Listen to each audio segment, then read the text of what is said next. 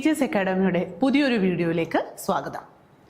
ഇന്ന് നമ്മളിവിടെ ഡിസ്കസ് ചെയ്യാൻ പോകുന്നത് LP-UPയിലെ മൂന്നാമത്തെ മൊഡ്യൂളായ പീരിയോഡിക് ടേബിൾ ക്രമാവർത്തന പ്രവണതകൾ. നമുക്കറിയാം കെമിസ്ട്രിയിലെ ഏറ്റവും ഇമ്പോർട്ടൻ്റ് ആയ ടോപ്പിക് എന്ന് പറയുന്നത് ഏതാണ്? പീരിയോഡിക് ടേബിൾ ആണല്ലേ.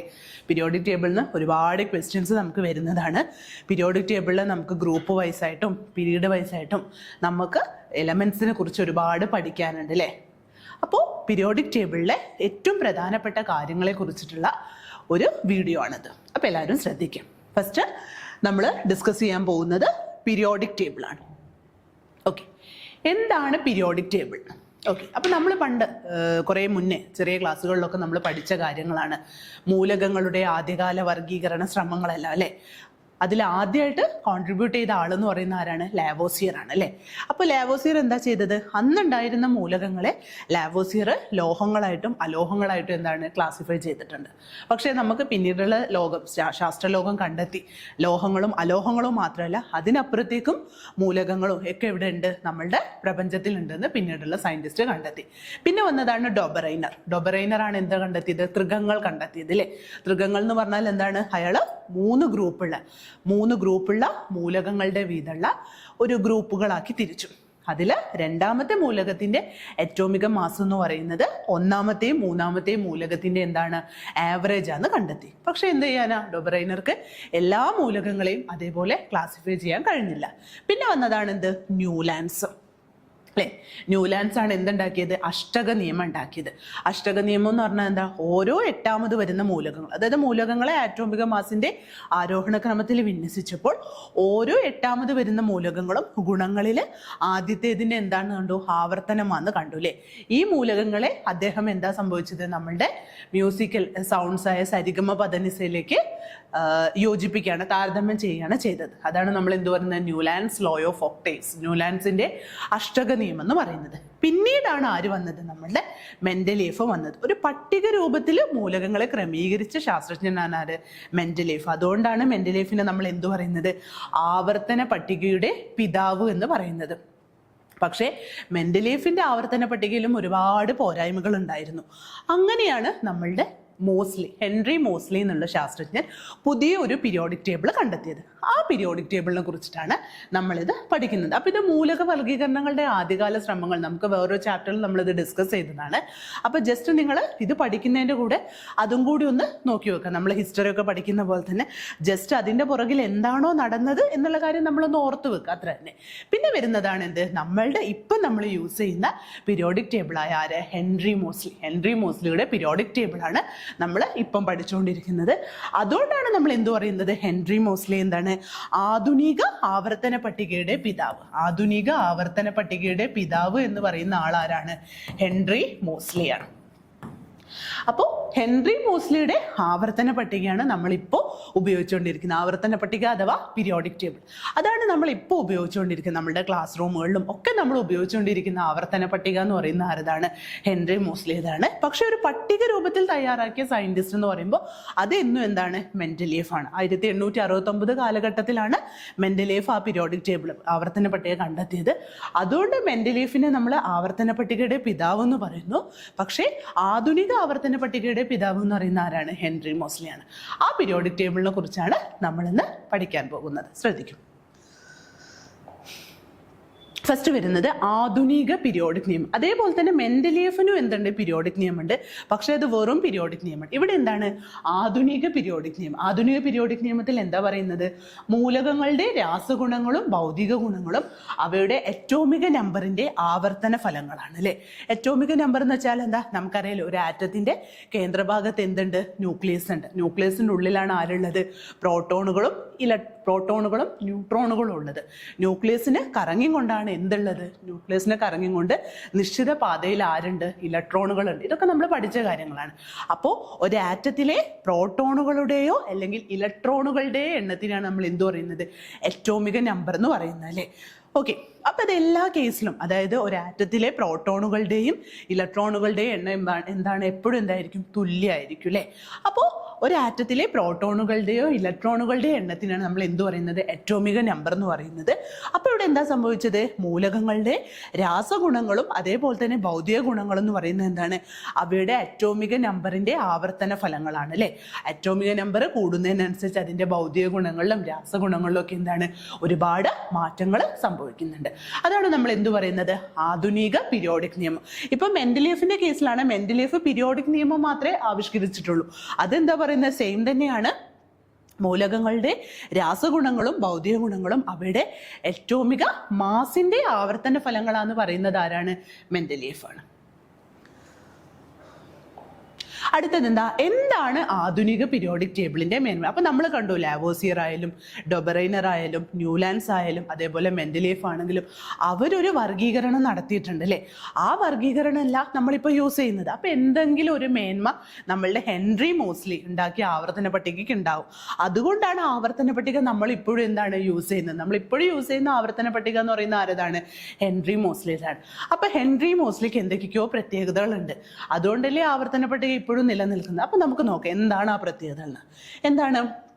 സമാന ഗുണങ്ങളുള്ള മൂലകങ്ങളെ ഒരു ഗ്രൂപ്പിൽ തന്നെ ഉൾപ്പെടുത്താൻ ഹെൻറി മോസ്ലി ശ്രദ്ധിച്ചു. അതുകൊണ്ട് എന്താ സംഭവിച്ചത്? ഒരു മൂലകത്തിന്റെ ഗുണങ്ങൾ അറിയാമെങ്കിൽ അതേ ഗ്രൂപ്പിൽ പെട്ട മറ്റു മൂലകങ്ങളുടെ ഗുണങ്ങളും നമുക്ക് മനസ്സിലാക്കാൻ പറ്റും. അതായത് ഒരേ ഗുണങ്ങളല്ല, ഒരേ പ്രോപ്പർട്ടീസ് ഉള്ള മൂലകങ്ങളെ ഒരു ഗ്രൂപ്പിൽ തന്നെ എന്താണ് ഉൾപ്പെടുത്താൻ മാക്സിമം ശ്രദ്ധിച്ചിട്ടുണ്ട്. അങ്ങനെയാണെങ്കിൽ ഒരു ഗ്രൂപ്പിലെ ഒരു മൂലകങ്ങളെ കണ്ടാൽ ബാക്കി മൂലകങ്ങൾക്കും ഇന്ന സ്വഭാവമാണെന്ന് നമുക്ക് പ്രെഡിക്റ്റ് ചെയ്യാൻ പറ്റുന്നുണ്ട്. പിന്നെ എന്താ പറയുന്നത്? ആധുനിക പീരിയോഡിക് ടേബിളിൽ അറ്റോമിക് നമ്പറിന്റെ ആരോഹണ ക്രമത്തിൽ നമ്മൾ കണ്ടതാണ്. അറ്റോമിക് നമ്പറിന്റെ ആരോഹണ ക്രമത്തിലാണ് വിന്യസിച്ചത്. അതുകൊണ്ട് എന്താ സംഭവിച്ചത്? നമ്മൾ പഠിച്ചിട്ടുണ്ട്, ഐസോടോപ്പുകൾക്ക് വ്യത്യസ്ത സ്ഥാനം നൽകുന്നില്ല എന്നുള്ള മെൻഡലീഫിന്റെ പരിമിതിയൊക്കെ മറികടക്കാൻ ആർക്ക് പറ്റി? നമ്മളുടെ ഹെൻറി മോസ്ലിക്ക് പറ്റി. അപ്പം നമ്മൾ ഏതൊരു തിയറി കൊണ്ടുവരുമ്പോൾ അല്ലെങ്കിൽ ഏതൊരു കൺസെപ്റ്റ് കൊണ്ടുവരുമ്പോൾ അതിൻ്റെ മുന്നേ കൊണ്ടുവന്ന ആളയിൽ എന്തെല്ലാമൊക്കെയാ പോരായ്മകളുണ്ടോ അതിനെ വെച്ചിട്ടാണ് നമ്മൾ ആ പോരായ്മകളൊക്കെ തീർത്തിട്ടാണ് നമ്മൾ പുതിയൊരു കൺസെപ്റ്റ് സമൂഹത്തിൻ്റെ മുന്നിലേക്ക് നമ്മൾ എത്തിക്കുന്നത്.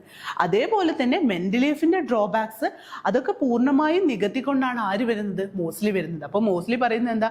മെൻഡലീഫിൻ്റെ പീരിയോഡിക് ടേബിൾ പറയുന്നുണ്ട് ഐസോടോപ്പുകൾക്ക് കൃത്യമായ സ്ഥാനം നൽകാൻ പറ്റിയിട്ടില്ല എന്ന് പറയുന്നുണ്ട്. ഇവിടെ എന്താ പറഞ്ഞത്? ഒരേ മൂലകത്തിന്റെ ഐസോടോപ്പുകൾക്ക് വ്യത്യസ്ത സ്ഥാനം നൽകാൻ കഴിയുന്നില്ല എന്ന പരിമിതി ആര് പരിഹരിച്ചിട്ടുണ്ട്? Henry Moseley പരിഹരിച്ചിട്ടുണ്ട്.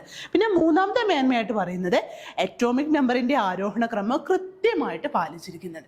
ഇപ്പൊ നമ്മൾ മെൻഡലീഫിന്റെ പീരിയോഡിക് ടേബിൾ എടുക്കുകയാണെങ്കിലും ആ മെൻഡലീഫിന്റെ പീരിയോഡിക് ടേബിളിൽ മെൻഡലീഫ് പറയുന്നുണ്ട് ആറ്റോമിക മാസിന്റെ ആരോഹണ ക്രമത്തിലാണ് മൂലകങ്ങളെ വിന്യസിച്ചിരിക്കുന്നത്. പക്ഷെ അത് എല്ലാ സ്ഥലത്തും ഒരേപോലെയല്ല, ഒരുപാട് വ്യത്യാസങ്ങൾ അതിന് കാണുന്നുണ്ട്. പക്ഷേ നമ്മളുടെ ഹെൻറി മോസ്ലിന്റെ പീരിയോഡിക് ടേബിളിലാണെങ്കിൽ ആ അറ്റോമിക് നമ്പറിന്റെ ആവർത്തനം, അതായത് അറ്റോമിക് നമ്പറിന്റെ ആരോഹണ ക്രമം കൃത്യമായിട്ടും ആവർത്തിച്ച് പോന്നു വന്നിട്ടുണ്ട്. അപ്പൊ ഇത് കറക്റ്റായിട്ട് എന്ത് സംഭവിക്കും? നമ്മളിപ്പോൾ യൂസ് ചെയ്യുന്ന പീരിയോഡിക് ടേബിൾ ആയിട്ട് അതിനെ ഉപയോഗിക്കാൻ ഈ മേന്മകളൊക്കെ എന്താണ് അതിന് റിസൾട്ടായിട്ട് കൊടുക്കുന്നുണ്ട്. അടുത്തത് ഗ്രൂപ്പുകളും പീരീഡുകളും. ഇപ്പം നമ്മൾ ഇനി പീരിയോഡിക് ടേബിളിനെ കുറിച്ചിട്ടാണ് നമ്മൾ കൂടുതലായിട്ട് പഠിക്കാൻ പോകുന്നത്. എന്താണ് പീരിയോഡിക് ടേബിളിലെ ഗ്രൂപ്പുകളും പീരീഡുകളും? ഇതാണ് നമ്മളുടെ പീരിയോഡിക് ടേബിൾ. ഹെൻറി മോസ്ലിയുടെ പീരിയോഡിക് ടേബിൾ എന്ന് പറയുന്നത് ഇതാണ്. ഇപ്പം നമുക്ക് നോക്കിയാൽ കാണാം അല്ലേ, ഇങ്ങനെ കുത്തനെയുള്ള കോളങ്ങളെയാണ് നമ്മൾ എന്ത് പറയുന്നത്? ഗ്രൂപ്പുകൾ എന്ന് പറയുന്നത്. അതേപോലെ തന്നെ വിലങ്ങനെയുള്ള നിരകളെയാണ് നമ്മൾ എന്ത് പറയുന്നത്? പീരീഡുകൾ എന്ന് പറയുന്നത്.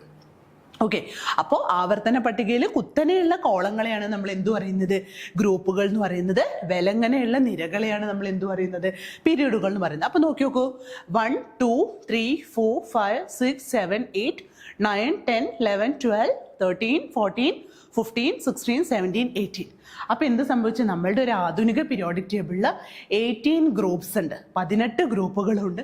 ഇനി നമുക്ക് പീരീഡ് നോക്കാം. 1 2 3 4 5 6 7 7 പീരീഡുകളുണ്ട് അല്ലേ? അപ്പോൾ ഗ്രൂപ്പുകൾ എന്ന് വെച്ചാൽ കുത്തനെയുള്ള കോളങ്ങളെയാണ് നമ്മൾ എന്തു പറയുന്നത്? ഗ്രൂപ്പുകൾ എന്ന് പറയുന്നത്. വിലങ്ങനെയുള്ള നിരകളെയാണ് നമ്മൾ എന്തു പറയുന്നത്? പീരീഡുകൾ എന്ന് പറയുന്നത്. അപ്പോൾ നോക്കൂ, നമുക്കൊരു പീരിയോഡിക് ടേബിൾ എടുക്കുകയാണെങ്കിൽ അതിൽ ഈ കുത്തനെയുള്ള കോളങ്ങളെയാണ് നമ്മൾ എന്തു പറയുന്നത്? ഗ്രൂപ്പുകൾ എന്ന് പറയുന്നത്. വിലങ്ങനെയുള്ള നിരകളെയാണ് നമ്മൾ എന്തു പറയുന്നത്? പീരീഡുകൾ എന്ന് പറയുന്നത് അല്ലേ? അപ്പോൾ 18 ഗ്രൂപ്പുകളുണ്ട്, അതേപോലെ എന്തുണ്ട്? 7 പീരീഡുകളും ഉണ്ട്. അതാണ് ഇവിടെ കൊടുത്തത്. പീരിയോഡിക് ടേബിളിലെ കുത്തനെയുള്ള കോളങ്ങളെ ഗ്രൂപ്പുകൾ എന്നും വിലങ്ങനെയുള്ള നിരകളെ നമ്മൾ എന്തെന്ന് പറയുന്നു? പീരീഡുകൾ എന്ന് പറയുന്നു കേട്ടോ. ഓക്കെ, പിന്നെന്താ വരുന്നത്? എന്താണ് നമ്മളുടെ ആവർത്തന പട്ടികയിൽ പുതുതായിട്ട് കുറെ മൂലകങ്ങൾ നമ്മൾ പുതുതായിട്ട് ഇപ്പം കണ്ടെത്തിയ ഒരു 4 മൂലകങ്ങളാണ്. ഒന്നാമത് കണ്ടെത്തിയ മൂലകമാണ് എന്ത്? നിഹോണിയം. നിഹോണിയത്തിന്റെ ആറ്റോമിക് നമ്പർ എന്ന് പറയുന്നത് 113 ആണ്. മോസ്കോവിയത്തിന്റെ ആറ്റോമിക് നമ്പർ എന്ന് പറയുന്നത് 115 ആണ്. ടെന്നിസിന്റെ ആറ്റോമിക് നമ്പർ എന്ന് പറയുന്നത് 117 ആണ്. ലാസ്റ്റ് മൂലകമാണ് ഒഗനസിൻ. ഒഗനസിന്റെ ആറ്റോമിക് നമ്പർ എന്ന് പറയുന്നത് എത്രയാണ്? 118 ആണ്. ഇതാണ് നമ്മളുടെ പീരിയോഡിക് ടേബിളിൽ പുതുതായി കണ്ടെത്തിയ 4 മൂലകങ്ങൾ. ഏതൊക്കെയാണ്? Nihonium, moscovium, tennessine, oganesson. ഈ 4 മൂലകങ്ങളാണ് നമ്മളുടെ പീരിയോഡിക് ടേബിളിൽ നമ്മൾ പുതിയതായിട്ട് കണ്ടെത്തിയ മൂലകങ്ങൾ. അതിൽ നിഹോണിയത്തിന്റെ പ്രത്യേകത വെച്ചാൽ ഒരു ഏഷ്യൻ രാജ്യമായത് ജപ്പാനിൽ കണ്ടെത്തിയ മൂലകമാണ് എന്ത്? നിഹോണിയം എന്ന് പറയുന്നത്. പിന്നെ 2 മൂലകങ്ങൾ, മോസ്കോ എന്ന് പറയുന്നത് റഷ്യന്നാണ്. പിന്നെ ടെന്നിസൺ എന്ന് പറയുന്നത് മോസ്കോ റഷ്യയിലാണ്. അതേപോലെ തന്നെ ടെന്നിസൺ എന്ന് പറയുന്നത് ഇത് രണ്ടും അവിടെയുള്ള ലാബുകളാണ്. മോസ്കോവിയ എന്ന് പറഞ്ഞ സ്ഥലത്തുള്ള ലാബുകളാണ്. ടെന്നിസ് എന്നുള്ള ആ പ്ലേസ് ആണ്, ആ ലാബ് സ്ഥിതി ചെയ്യുന്ന ആ പ്ലേസുകളാണ് ഇത് കൊടുത്തേക്കുന്നത്, മോസ്കോവിയും ടെന്നിസിനും. പിന്നെ ഹൊഗനസ് എന്ന് പറയുന്ന ഒരു സയന്റിസ്റ്റിന്റെ പേരാണ്. ഹൊഗനസ് എന്നുള്ള ആ സയന്റിസ്റ്റിന്റെ ബഹുമാനാർത്ഥം നമ്മൾ കൊടുത്ത പേരാണ് എന്ത്? ഹൊഗനസ് എന്നുള്ള പേര് കൊടുത്തേക്കുന്നത്. അപ്പോൾ ഇതാണ് നമ്മളെ പീരിയോഡിക് ടേബിളിൽ പുതിയതായിട്ട് കണ്ടെത്തിയ മൂലകങ്ങൾ. Nihonium, moscovium, tennessine, oganesson. നിഹോണിയത്തിന്റെ ആറ്റോമിക് നമ്പർ എത്രയാണ്? 113 ആണ്. മോസ്കോവിയം 115 ആണ്. ടെന്നിസൺ 117 ആണ്. ഒഗനസൻ എത്രയാണ്? 118 ആണ്. ഇതാണ് നമ്മളുടെ പീരിയോഡിക് ടേബിളിൽ പുതിയതായിട്ട് കണ്ടെത്തിയ മൂലകങ്ങൾ. ഇതിനെക്കുറിച്ച് എപ്പോഴും എന്ത് വരുന്നുണ്ട്? ക്വസ്റ്റ്യൻ വരുന്നുണ്ട് കേട്ടോ. അടുത്തത് ആധുനിക പീരിയോഡിക് ടേബിൾ. നമ്മൾ നേരത്തെ കണ്ടതാണ്. നേരത്തെ നമ്മൾ പീരിയോഡിക് ടേബിളിൽ നമ്മൾ ഗ്രൂപ്പുകളും പീരീഡുകളും ഒക്കെ എണ്ണിയതാണ്. അപ്പം നോക്കൂ, ആധുനിക പീരിയോഡിക് ടേബിളിൽ എത്ര ഗ്രൂപ്പുകളുണ്ട്? 18 ഗ്രൂപ്പുകളുണ്ട്. അതേപോലെ എത്ര പീരീഡുകളുണ്ട്? 7 പീരീഡുകളുണ്ട് കേട്ടോ. അടുത്തത് നമ്മൾ ഓരോരോ ഗ്രൂപ്പിന് നമ്മൾ ഓരോരോ പേര് കൊടുത്തിട്ടുണ്ട് അല്ലേ? ഓക്കെ, അപ്പൊ ഇവിടെ നമ്മൾ കണ്ടു, നേരത്തെ നമ്മൾ പീരിയോഡിക് ടേബിൾ കണ്ടു. ആ പീരിയോഡിക് ടേബിളിൽ ഓരോരോ ഗ്രൂപ്പിനും നമ്മൾ കൊടുത്ത പേരുകൾ എന്താണെന്നാ നോക്കുന്നത്. നോക്കൂ, ഇതാണ് നമ്മളുടെ ഒന്നാമത്തെ ഗ്രൂപ്പ്. ഒന്നാമത്തെ ഗ്രൂപ്പിന് നമ്മൾ കൊടുക്കുന്ന പേരാണെന്ത്? ആൽക്കലി ലോഹങ്ങൾ. എന്താ പേര് കൊടുത്തത്? ആൽക്കലി ലോഹങ്ങൾ. രണ്ടാമത്തെ ഗ്രൂപ്പ് ഉണ്ടല്ലോ, രണ്ടാമത്തെ ഗ്രൂപ്പിന് നമ്മൾ കൊടുക്കുന്ന പേരാണെന്ത്? ആൽക്കലൈൻ എർത്ത് ലോഹങ്ങൾ. എന്താ പേര്? ആൽക്കലൈൻ എർത്ത് ലോഹങ്ങൾ. പിന്നെ ഈ 3 മുതൽ 12 ഒരു പ്രത്യേക ബോക്സിലാക്കിയിട്ടല്ലേ വെച്ചത്, അവയെ നമ്മൾ പറയുന്ന പേരാണെന്ത്? സംക്രമണ മൂലകങ്ങൾ. എന്താ പറയുന്നത്? സംക്രമണ മൂലകങ്ങൾ. അതായത് 3 മുതൽ 12 വരെയുള്ള മൂലകങ്ങളെ നമ്മൾ പറയുന്ന പേരാണെന്ത്? സംക്രമണ മൂലകങ്ങൾ. ഇവയെ കുറിച്ച് നമ്മൾ ഡീറ്റെയിൽ ആയിട്ട് ഒരുപാട് കാര്യങ്ങൾ നമ്മൾ പഠിക്കും. ഇപ്പൊ ജസ്റ്റ് അതിന്റെ പേരൊന്ന് നമ്മൾ ഓർത്തു വെക്കുക. പിന്നെ വരുന്ന എന്താണ്? 13ാം ഗ്രൂപ്പ് അല്ലേ? നമ്മൾ ഗ്രൂപ്പ് നമ്പർ കണ്ടതാണ്. 13ാം ഗ്രൂപ്പിലെ ഫസ്റ്റ് ആളാരാണ്? ബോറോൺ ആണ്. അപ്പൊ അതിന് ബോറോൺ കുടുംബം. ഇനി 14ാം ഗ്രൂപ്പിലെ ഫസ്റ്റ് ആളാരാണ്? കാർബൺ. അപ്പൊ അത് കാർബൺ കുടുംബം. 15ാം ഗ്രൂപ്പിലെ ഫസ്റ്റ് ആളാരാണ്? നൈട്രജൻ. അപ്പൊ അത് നൈട്രജൻ കുടുംബം. 16ാം ഗ്രൂപ്പിലെ ഫസ്റ്റ് ആള് ഓക്സിജൻ. അപ്പൊ അത് ഓക്സിജൻ കുടുംബം. 17ാം ഗ്രൂപ്പിലെ ഫസ്റ്റ് ആള് ഫ്ലൂറിൻ. അപ്പൊ അതെന്താ? ഹാലോജൻ. അല്ലെങ്കിൽ ഫ്ലൂറിൻ ഫാമിലി നമ്മൾ പറയുന്ന പേരാണ് എന്ത്? ഹാലോജൻസ് എന്ന് പറയുന്നത്. പിന്നെയാണ് അവസാനം കിടക്കുന്നത്, അവരെ നമ്മൾ പറയുന്ന പേരാണ് എന്ത്? ഉത്കൃഷ്ടവാതകങ്ങൾ അഥവാ അലസവാതകങ്ങൾ. അതിന് കാരണം എന്താ വെച്ചാൽ അവയുടെ ബാഹ്യതം നമ്മൾ സബ്ഷെൽ ഇലക്ട്രോണിക് കോൺഫിഗറേഷനും ഇലക്ട്രോണിക വിന്യാസം ഒക്കെ എഴുതുമ്പോൾ അതിന്റെ ഔട്ടർ മോസ്റ്റ് ഷെല്ലിൽ എത്ര ഇലക്ട്രോണാണ്? 8 ഇലക്ട്രോണുകളാണ് അല്ലെ? മൂലകങ്ങൾ രാസപ്രവർത്തനത്തിൽ പങ്കെടുക്കുന്നത് തന്നെ എന്താണ്? സ്ഥിരത കൈവരിക്കാനാണ്. ഇവർക്ക് ഓൾറെഡി എന്താണ്? സ്ഥിരത കൈവരിച്ചതാണ്. അതുകൊണ്ട് എന്താ സംഭവിക്കും? ഇവര് രാസപ്രവർത്തനങ്ങളിലൊന്നും പങ്കെടുക്കുന്നില്ല. അതുകൊണ്ടാണ് ഇവയെ നമ്മൾ എന്ത് പറയുന്നത്? അലസ വാതകങ്ങൾ എന്ന് പറയുന്നത്. അപ്പൊ ഇതാണ് എന്ത്? നമ്മളുടെ പീരിയോഡിക് ടേബിളിലെ 18 ഗ്രൂപ്പുകളും ആ 18 ഗ്രൂപ്പിലെ ആളുകളുടെ പേരുകളും ഇങ്ങനെയാണ് വരുന്നത് കേട്ടോ. അപ്പൊ നമ്മൾ പറഞ്ഞ കാര്യങ്ങൾ ഒന്നുകൂടി നോക്കാം. ഗ്രൂപ്പ് നമ്പർ 1 എന്ന് പറയുന്നത് ആൽക്കലി ലോഹങ്ങളാണ്. ഗ്രൂപ്പ് നമ്പർ 2 എന്ന് പറയുന്നത് ആൽക്കലൈൻ എർത്ത് ലോഹങ്ങളാണ്. 3 മുതൽ 12 വരെയാണ് സംക്രമണ ലോഹങ്ങൾ. അതിനെക്കുറിച്ച് സംക്രമണ മൂലകങ്ങൾ, അതിനെക്കുറിച്ച് നമ്മൾ കുറേ കാര്യങ്ങൾ നമുക്ക് പഠിക്കാനുണ്ട്. ഒരുപാട് എന്തൊക്കെയാണ് സംക്രമണ മൂലകങ്ങളുടെ പ്രത്യേകതകൾ ഒക്കെ നമുക്ക് ഒരുപാട് ഡീറ്റെയിൽ ആയിട്ട് നമുക്ക് പഠിക്കാം. പിന്നെ ഗ്രൂപ്പ് നമ്പർ 13 ആണ് എന്ത്? ബോറോൺ കുടുംബം. 14 ആണ് എന്ത്? കാർബൺ കുടുംബം. 15 നൈട്രജൻ കുടുംബം. 16 ഓക്സിജൻ കുടുംബം. 17 ഹാലോജൻസ്. ഇവിടെ 16 18 ഉത്കൃഷ്ടവാതകങ്ങൾ അഥവാ അലസവാതകങ്ങൾ. എന്താ നമ്മൾ പറയുന്നത്? ഉത്കൃഷ്ടവാതകങ്ങൾ അല്ലെങ്കിൽ അലസവാതകങ്ങൾ. ഇവ രാസപ്രവർത്തനത്തിൽ പങ്കെടുക്കുമ്പോൾ എന്താ സംഭവിക്കുക? ഇവയുടെ ബാഹ്യതമ ഷെല്ലിൽ എന്തുണ്ട്? 8 ഇലക്ട്രോൺസ് ഓൾറെഡി ഉണ്ട്. അപ്പൊ ഇവ രാസപ്രവർത്തനത്തിൽ പങ്കെടുക്കുന്നില്ല, അവരെന്താണ്? അലസന്മാരായിട്ട് തുടരുന്നു. അതുകൊണ്ടാണ് അവ എന്ത് പറയുന്നത്? അലസവാതകങ്ങൾ അഥവാ ഉത്കൃഷ്ടവാതകങ്ങൾ എന്ന് പറയുന്നത്. അപ്പൊ ഇതാണ് നമ്മളുടെ പീരിയോഡിക് ടേബിളിലെ 18 ഗ്രൂപ്പും ആ ഗ്രൂപ്പിന്റെ പേരുകളും. അടുത്തത് പ്രധാന ഗ്രൂപ്പ് മൂലകങ്ങൾ. എന്താണ് പ്രധാന ഗ്രൂപ്പ്? Main group elements. എന്താണ് ഈ പ്രധാന ഗ്രൂപ്പ് മൂലകങ്ങൾ എന്ന് വെച്ചാൽ, നോക്കൂ, പീരിയോഡിക് ടേബിളിലെ 1, 2 ഗ്രൂപ്പുകളിലെയും 13 മുതൽ 18 വരെയുള്ള ഗ്രൂപ്പുകളിലെ മൂലകങ്ങളെയാണ് എന്ത് പറയുന്നത്? പ്രധാന ഗ്രൂപ്പ് എലമെന്റ്സ് എന്ന് പറയുന്നത്.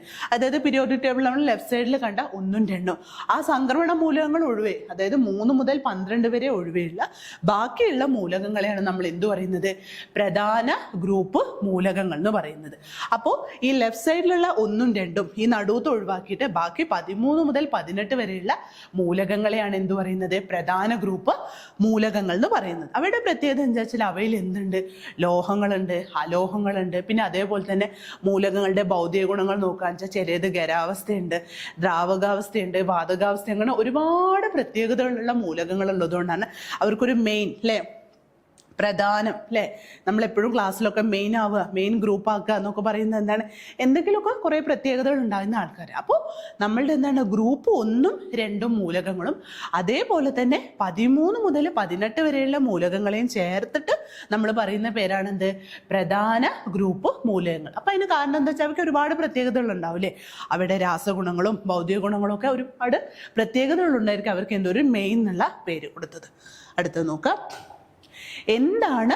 എങ്ങനെയാണ് നമ്മൾ ഈ പ്രധാന ഗ്രൂപ്പ് മൂലകങ്ങളുടെ ഗ്രൂപ്പ് നമ്പറൊക്കെ നമ്മൾ എങ്ങനെയാണ് കണ്ടെടുത്തതെന്ന് നോക്കുക. അപ്പം നമുക്കറിയാം ഓരോരോ എലമെന്റ് നമുക്ക് എക്സാമിന് ചോദിക്കും. ഏതെങ്കിലും ഒരു എലമെന്റ് തന്നിട്ട്, ഏതെങ്കിലും ഒരു മൂലകം തന്നിട്ട് ഈ മൂലകം ഏത് ഗ്രൂപ്പിലാണ് അല്ലെങ്കിൽ ഏത് പീരീഡിലാണ്, എന്താണ് ഈ മൂലകത്തിൻ്റെ പ്രത്യേകത ഒക്കെ നമുക്ക് എക്സാമിന് വരുന്നതാണ്. അപ്പോൾ ഇവിടെ അതേപോലെ തന്നെ നമുക്കൊരു മൂലകം തന്നിട്ട് ആ മൂലകത്തിൻ്റെ ഗ്രൂപ്പിന് നമുക്ക് ഈ മൊത്തം 118 മൂലകങ്ങളിൽ നമുക്ക് അങ്ങനെ പഠിച്ചു വെക്കാൻ കഴിയില്ല. അപ്പം നമ്മൾ ഏതെങ്കിലും ഒരു ടെക്നിക്കൊക്കെ വെച്ചിട്ട് നമ്മൾ ഈ മൂലകങ്ങളൊക്കെ പഠിക്കുകയാണ് ചെയ്യുന്നത്. അപ്പൊ നോക്കൂ, ഇവിടെ എന്താ സംഭവിച്ചത്? പ്രധാന ഗ്രൂപ്പ് മൂലകങ്ങളുടെ ഗ്രൂപ്പ് നമ്പർ കണ്ടെത്തുന്ന രീതി. അപ്പൊ നോക്കൂ മക്കളെ, ഇവിടെ എന്താ ചോദിച്ചത്? 1ഉം 2ഉം ഗ്രൂപ്പുകളിലെ മൂലകങ്ങൾ ബാഹ്യതമ ഷെല്ലിലെ ഇലക്ട്രോണുകളുടെ എണ്ണമാണ് അവയുടെ ഗ്രൂപ്പ് നമ്പർ അല്ലേ? അപ്പോൾ 1ആം ഗ്രൂപ്പിലും 2ആം ഗ്രൂപ്പിലും ഇലക്ട്രോണിന്റെ ഗ്രൂപ്പ് നമ്പർ കണ്ടെത്താൻ അവയുടെ ബാഹ്യതമ ഷെല്ലിലെ ഇലക്ട്രോണുകളുടെ എണ്ണം നമുക്ക് നോക്കിയത്. അപ്പൊ നോക്കൂ, നമുക്കൊരു 1ആം ഗ്രൂപ്പിൽ ഒരു മൂലകം നോക്കാം, ലിഥിയം അല്ലേ? ലിഥിയം നമ്മൾ നോക്കി. അപ്പൊ ലിഥിയം നമ്മൾ നോക്കുകയാണെങ്കിൽ ലിഥിയത്തിന്റെ അറ്റോമിക് നമ്പർ എന്താ? Hydrogen, helium, lithium. ലിഥിയത്തിന്റെ അറ്റോമിക് നമ്പർ എത്രയാണ്? 3 അല്ലേ? അപ്പൊ ലിഥിയത്തിന് നമ്മൾ എങ്ങനെ എഴുതുക? 2, 1. ഏതെഴുതുക? 2, 1. അടുത്ത നോക്കൂ, ഏതാണ്? നമുക്ക് സോഡിയം എടുക്കാം അല്ലെ? സോഡിയത്തിന്റെ അറ്റോമിക് നമ്പർ എത്രയാണ് വരുന്നത്? സോഡിയത്തിന്റെ അറ്റോമിക് നമ്പർ എന്ന് പറയുന്നത് hydrogen, helium, lithium, beryllium, boron, carbon, nitrogen, oxygen, fluorine, neon, sodium, magnesium. അപ്പൊ സോഡിയം എന്ന് പറയുന്നത് എത്രയാണ്?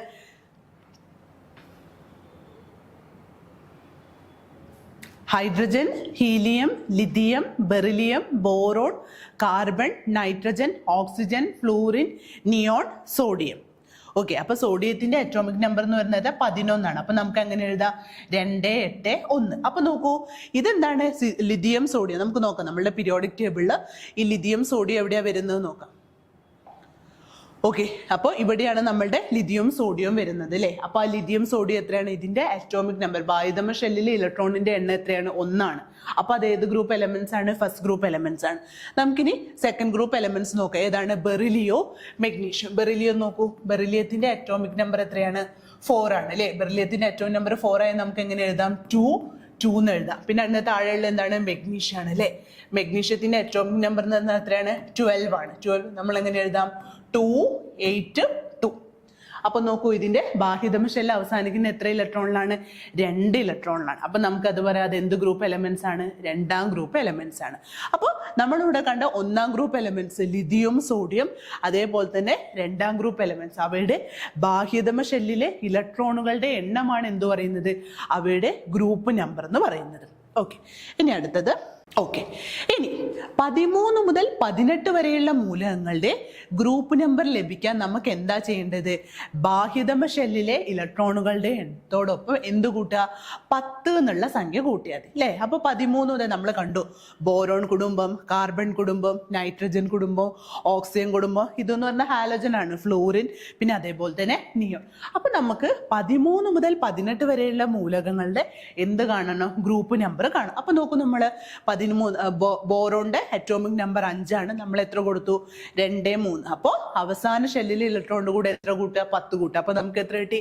13 കിട്ടിയില്ലേ? നമുക്കറിയാം ബോറോൺ എന്ന് പറയുന്നത് എത്രയാണ്? 13ാമത്തെ ഫാമിലിയാണെന്നറിയാം. അടുത്തത് കാർബൺ. കാർബൺ എന്ന് വെച്ചാൽ അറ്റോമിക് നമ്പർ എത്രയാണ്?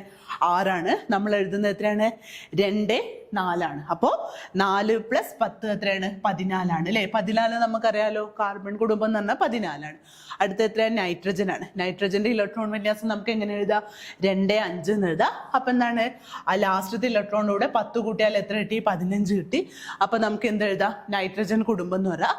അടുത്തത് ഓക്സിജൻ ആണ്. ഓക്സിജന്റെ അറ്റോമിക് നമ്പർ എന്ന് പറഞ്ഞാൽ 8 ആണ്. നമ്മൾ എങ്ങനെ എഴുതി? 2, 6 എന്ന് എഴുതി. ആ 6 + 10 എന്ന് പറയുന്നത് നമുക്ക് എത്ര കിട്ടി? 16 എന്ന് കിട്ടി. ഇനി അടുത്ത് ഹാലജനിൽ നമ്മൾ ഫ്ലൂറിൻ ആണ് എടുത്തത്. ഫ്ലൂറിൻ്റെ എത്രയാണ്? അറ്റോമിക് നമ്പർ എത്രയാണ്? 9 ആണ്. നമുക്ക് എങ്ങനെ എഴുതാം? 2, 7 എന്ന് എഴുതാം. ആ 7ന്റെ കൂടെ നമ്മൾ എത്ര കൂട്ടിയ? 10 കൂട്ടിയ 17. നമുക്കറിയാം ഹാലജൻ എന്ന് പറയുന്നത് എത്രാമത്തെ ഗ്രൂപ്പാണ്? 17ാം ഗ്രൂപ്പാണ്. ഇനി ലാസ്റ്റ് ഇനേർട്ട് ഗ്യാസ് അല്ലേ, അതായത് നിയോൺ എന്ന് പറയുന്നത്, നിയോൺ, ആർഗൺ, ക്രിപ്റ്റോൺ, സെനോൺ എന്നൊക്കെ പറയുന്നത് ഏതാണ്? ഉത്കൃഷ്ടവാതകങ്ങളാണ്, അല്ലെങ്കിൽ അലസവാതകങ്ങളാണ്. അപ്പൊ നോക്കും, അതിൻ്റെ അറ്റോമിക് നമ്പർ എന്ന് പറയുന്നത് എത്രയാണ്? 10 ആണ്. അതിൻ്റെ ഇലക്ട്രോൺ വിന്യാസം നമ്മൾ എഴുതുന്നത് എങ്ങനെയാണ്? 2ഉം 8 ആണ്. അപ്പോൾ 8 + 10 എന്ന് പറയുന്നത് എത്ര കിട്ടി? 18 കിട്ടി. ഇങ്ങനെയാണ് നമ്മൾ എന്ത് സംഭവിക്കുന്നത്? 13 മുതൽ 18 വരെയുള്ള മൂലകങ്ങളുടെ ഗ്രൂപ്പ് നമ്പർ കണ്ടുപിടിക്കുന്നത്. അപ്പോൾ 13 മുതൽ 18 വരെയുള്ള മൂലകങ്ങളുടെ ഗ്രൂപ്പ് നമ്പർ കണ്ടുപിടിക്കുക വെച്ചാൽ, അതായത് ബാഹ്യതമ ഷെല്ലിലെ ഇലക്ട്രോണുകളുടെ എണ്ണത്തോടുകൂടെ നമ്മൾ എത്ര കൂട്ടാണ്? 10 കൂട്ടാണ്. ഓക്കെ, പിന്നെ നമ്മൾ 1ഉം 2ഉം ഗ്രൂപ്പുകളിലെ ഗ്രൂപ്പ് നമ്പർ കണ്ടെത്തുന്നത് എങ്ങനെയാ വെച്ചാൽ, അതിൻ്റെ ബാഹ്യതമ ഷെല്ലിലെ ഇലക്ട്രോണുകളുടെ എണ്ണം തന്നെയാണ് എന്ത് വരുന്നത്? അതിൻ്റെ ഗ്രൂപ്പ് നമ്പറായിട്ട് വരുന്നത്. അപ്പൊ ഇത് രണ്ടും എന്താണ്? മെയിൻ ഗ്രൂപ്പ് എലമെന്റ്സ് അല്ലെ, പ്രധാന ഗ്രൂപ്പ് മൂലകങ്ങളാണ്. അപ്പോൾ പ്രധാന ഗ്രൂപ്പ് മൂലകങ്ങൾ എന്ന് വെച്ചാൽ അതിൻ്റെ എന്താ സംഭവിക്കുക? ഗ്രൂപ്പ് നമ്പർ കണ്ടുപിടിക്കുന്ന വിധമാണ് നമ്മളിവിടെ കണ്ടത്. അപ്പോൾ 1ഉം 2ഉം ഗ്രൂപ്പുകളിലെ മൂലകങ്ങളാണെങ്കിൽ ബാഹ്യതമ ഷെല്ലിലെ ഇലക്ട്രോണുകളുടെ എണ്ണം, ഗ്രൂപ്പ് നമ്പറാണ്, പീരീഡ് അല്ല പറഞ്ഞത്, ഗ്രൂപ്പാണ് പറഞ്ഞത്.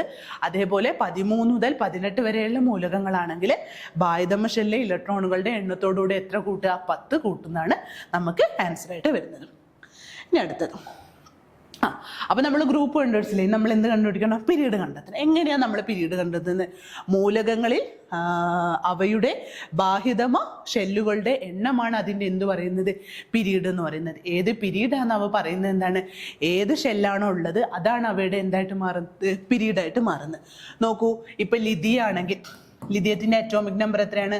3 ആണ് അല്ലേ? ലിഥിയത്തിന്റെ അറ്റോമിക് നമ്പർ 3 ആണ്. നമ്മൾ എങ്ങനെ എഴുതുക?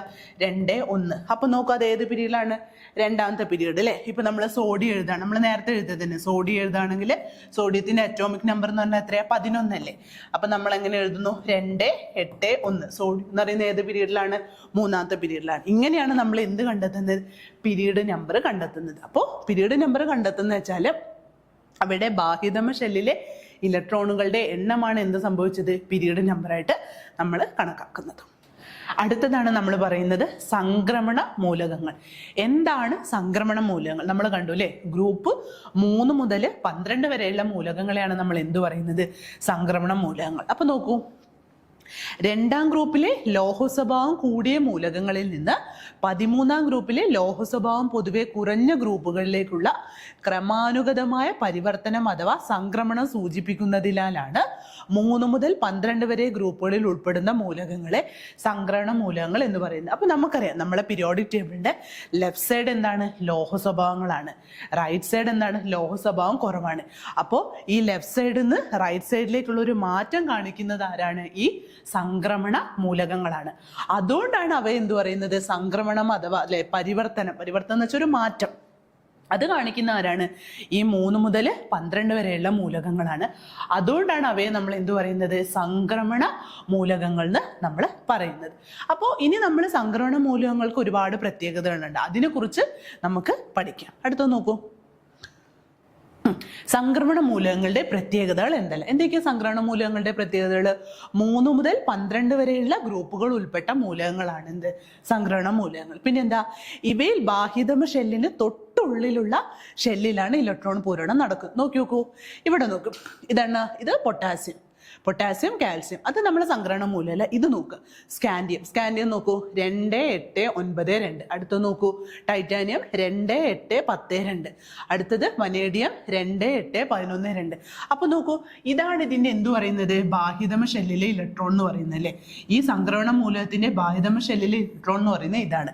അപ്പോൾ ഇതിന്റെ ഇലക്ട്രോൺ പൂരണം നടക്കുന്ന ബാഹ്യതമ ഷെല്ലിന്റെ തൊട്ടുള്ളിലുള്ള ഷെല്ലിലാണ്. മനസ്സിലായോ? അപ്പോൾ ഈ ബാഹ്യതമ ഷെല്ലിന്റെ തൊട്ടുള്ളിലുള്ള ഷെല്ലിലാണ് അവിടെ എന്ത് നടക്കുന്നത്, ഇലക്ട്രോൺ പൂരണം നടക്കുന്നത്. ഇലക്ട്രോൺ നിറയുന്നതോ ഇലക്ട്രോൺ പോകുന്നതോ ഒക്കെ നടക്കുക, അതിന് നമ്മൾ ഇലക്ട്രോൺ പൂരണം എന്ന് പറയുന്നത്. അത് ബാഹ്യതമ ഷെല്ലിന്റെ തൊട്ട് ഉള്ളിലുള്ള ഷെല്ലിലാണ്. ഇവിടെ നോക്ക്, ഇവിടെ അങ്ങനെയാണോ? 2 8 8 1 2 8 1. ഇത് നമ്മൾ ഫസ്റ്റ് ഗ്രൂപ്പും സെക്കൻഡ് ഗ്രൂപ്പും എന്നുള്ള മൂലകങ്ങളാണ്. ഇവിടെയാണ് നമ്മൾ ആ ഗ്രൂപ്പിൽ 3 4 5 ആണ്. 3 മുതൽ 12 വരെയല്ലേ നമ്മൾ എന്ത് വരുന്നത്, സംക്രമണ മൂലകങ്ങൾ വരുന്നത്. അപ്പോൾ ഈ സംക്രമണ മൂലകങ്ങളിൽ ഇലക്ട്രോൺ പൂരണം നടക്കുന്നത് ബാഹ്യതമ ഷെല്ലിന്റെ തൊട്ടുള്ളിലുള്ള ഷെല്ലിലാണ് അല്ലേ. അതായത് തൊട്ടുള്ളിലുള്ള ഷെല്ലിലാണ് ഇലക്ട്രോണുകൾ വന്ന് നിറയോ അല്ലെങ്കിൽ നമ്മളെ സംയോജകതൊക്കെ പറയുമ്പോൾ ഇലക്ട്രോണുകൾ അതിൽ നിന്ന് പോവുകയൊക്കെ ചെയ്യുന്നത് എങ്ങനെയാണ്, ബാഹ്യതമ ഷെല്ലിന്റെ തൊട്ടുള്ളിലുള്ള ഷെല്ലിലാണ്. അതാണ് രണ്ടാമത്തെ പ്രത്യേകത.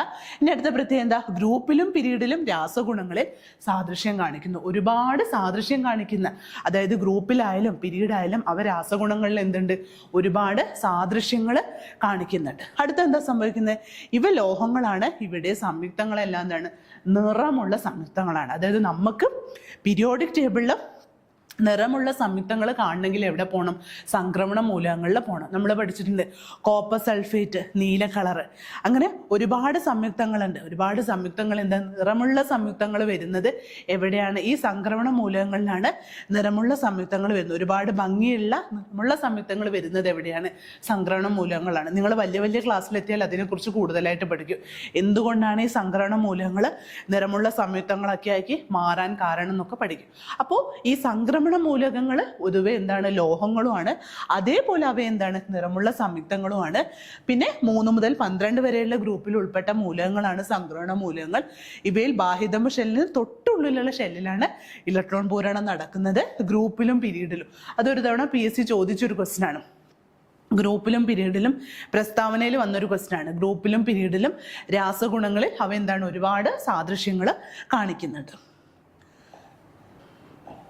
അടുത്തതാണ് അന്തസംക്രമണ മൂലകങ്ങൾ. അതായത് സംക്രമണ മൂലകങ്ങളുടെ ഉള്ളിൽ തന്നെ വേറെ ആൾക്കാരുണ്ട്. അവയാണ് നമ്മൾ എന്തു പറയുന്നത്, അന്തസംക്രമണ മൂലകങ്ങൾ. അപ്പോൾ പ്രധാനമായിട്ടും അന്തസംക്രമണ മൂലകങ്ങൾ 2 എണ്ണാണ്, ലാന്തനോയിഡുകളും ആക്ടിനോയിഡുകളും.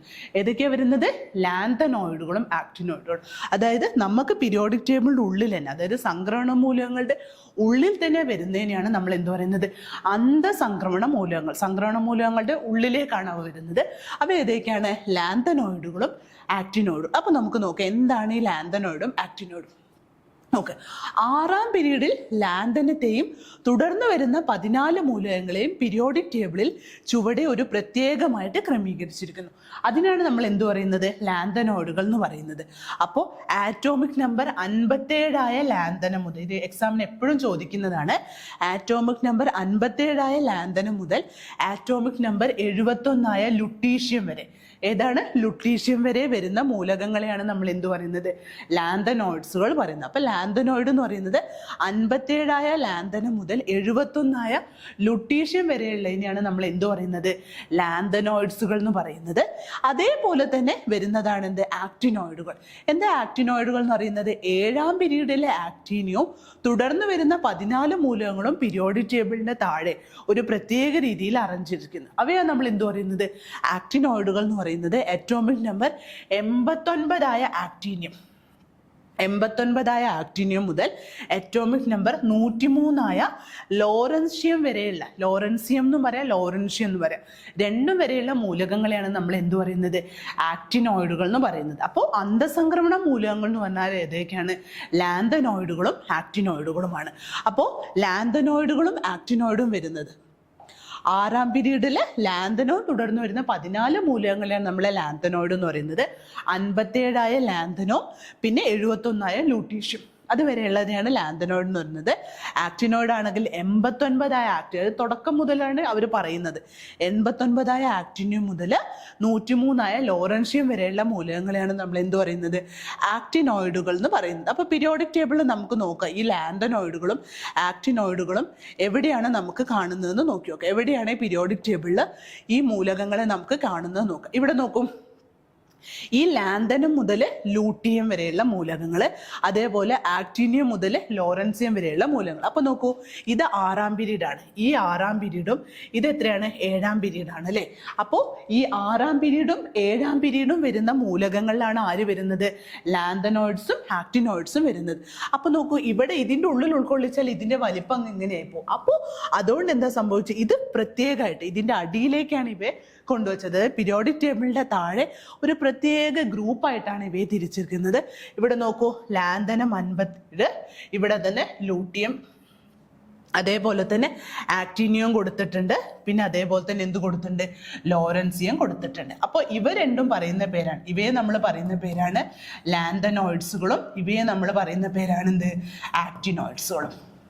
ഓക്കെ, അപ്പം ലാന്തനം കഴിഞ്ഞു വരുന്ന 14 മൂലകങ്ങളെയാണ് ലാന്തനോയിഡ്സ് എന്ന് പറയുന്നത്.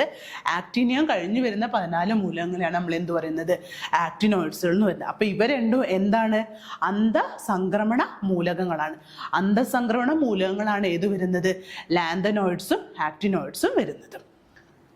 ഓക്കെ, അപ്പോൾ ഇതുവരെയാണ് നമുക്ക് ഇന്ന് പീരിയോഡിക് ടേബിളിൽ നമുക്ക് നോക്കാനുള്ളത്. അപ്പോൾ പീരിയോഡിക് ടേബിളിൽ നമ്മൾ എന്തൊക്കെ കണ്ടു, പീരിയോഡിക് ടേബിളിലെ മെയിൻ ഗ്രൂപ്പ് എലമെൻറ്റ്സ് എന്താണെന്ന് കണ്ടു, ആ മെയിൻ ഗ്രൂപ്പ് എലമെൻറ്റ്സിനുള്ള പ്രത്യേകതകൾ എന്തൊക്കെയാണെന്ന് കണ്ടു, പിന്നെ മെയിൻ ഗ്രൂപ്പ് എലമെൻറ്റ്സിൻ്റെ ഗ്രൂപ്പ് നമ്പറും പീരീഡ് നമ്പറും എങ്ങനെയാണ് കണ്ടുപിടിക്കുന്നതെന്ന് കണ്ടു, പിന്നെ അതേപോലെ തന്നെ സംക്രമണ മൂലകങ്ങൾ എന്താണെന്ന് കണ്ടു, സംക്രമണ മൂലകങ്ങളുടെ പ്രത്യേകതകൾ കണ്ടു, അതേപോലെ തന്നെ അന്തസംക്രമണ മൂലകങ്ങളായ ലാന്തനോയിഡ്സും ആക്ടിനോയിഡ്സും നമ്മൾ കണ്ടു. അപ്പോൾ നല്ലോണം ഈ പോർഷൻസൊക്കെ നന്നായിട്ട് വായിക്കുക. ഇതൊക്കെ എപ്പോഴും PSCക്ക് ക്വസ്റ്റ്യൻ വരുന്നതാണ്. PSCയിൽ ഏറ്റവും ഇമ്പോർട്ടൻറ്റ് ക്വസ്റ്റ്യൻ എന്ന് പറയുന്നത് ഏത് കാറ്റഗറിയിൽ നിന്നാണ്, പീരിയോഡിക് ടേബിളിലാണ്.